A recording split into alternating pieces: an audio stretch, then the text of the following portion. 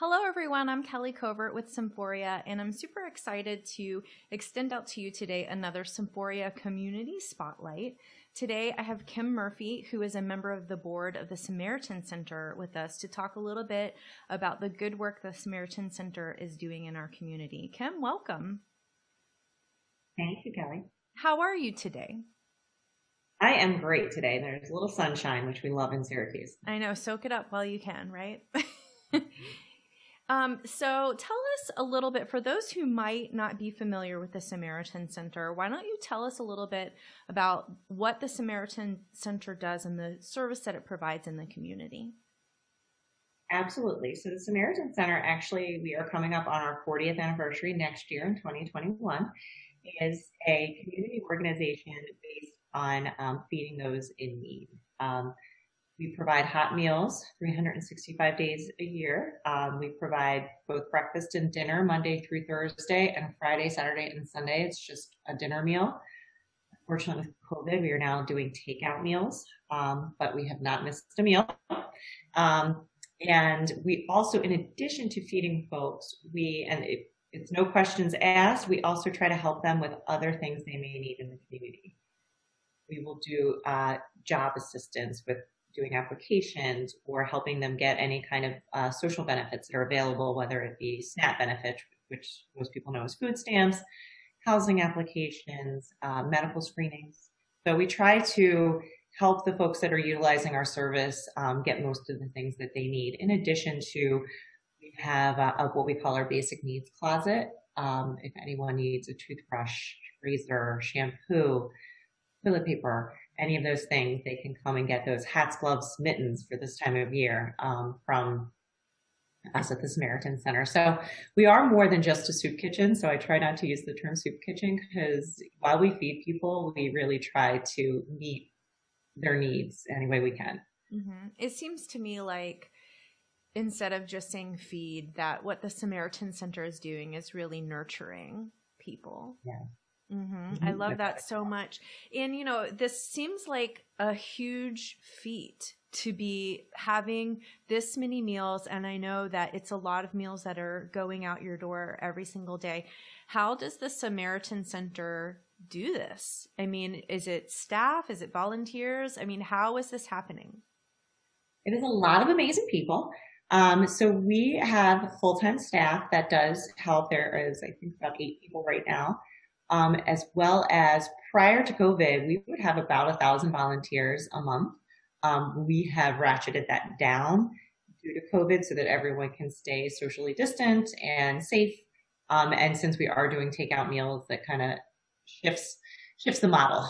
Prior to COVID, and hopefully we'll get back there one day, it was, people would get their food and sit down, and there was actual real dishes and real silverware, and, it was a real restaurant type experience prior to COVID. So our volunteers are amazing. We have people that have volunteered with us many, many years and continue to come week after week, shift after shift. So it really is the community helping the community. Mm-hmm. I love it so much. One of the parts of our Symphoria mission that we are very passionate about is to engage and inspire our community, which is one of the reasons why we started doing these community spotlights, because, the service we provide is the power of music, but it's also about connection and joy and, using our spotlight to highlight others like the Samaritan Center. And so I'm really curious, how do you see the Samaritan Center as an organization that inspires and engages the community? What does that feel and look like for you? Oh, that's a great question. So many ways. A lot of our guests come on a regular basis for that community aspect. And we love it too, because, we can check on them, make sure they're okay. We've had guests come in and tell us that they have gotten a job we've helped them apply for, which just makes everyone so happy. But then on the other side, the service side, we will have church groups and sports teams making sandwiches, because we will send guests with a sandwich in addition to their meal, so they have something for later. So we'll have groups within the community just making hundreds of sandwiches that we can hand out. So it's a great environment on both ends. We always say, don't think of it as a sad place. We are located on State Street, State Street, on the near north side in St. John the Evangelist, prior used to be St. John Church, which is a beautiful space. And during a mealtime, there'll be a radio playing, and people are happy to see one another. So even though the folks that are receiving the meals, obviously are in need, it's still a very happy place. Mm-hmm. I love that so much. And I love what you talk about of like this full circle of service, right? When you are in service, you are helping the people that you're serving, but also the people who are helping are also receiving part of that service. It's this full circle of giving and receiving that I think, regardless of what end you are on it, is so necessary. Don't you see that?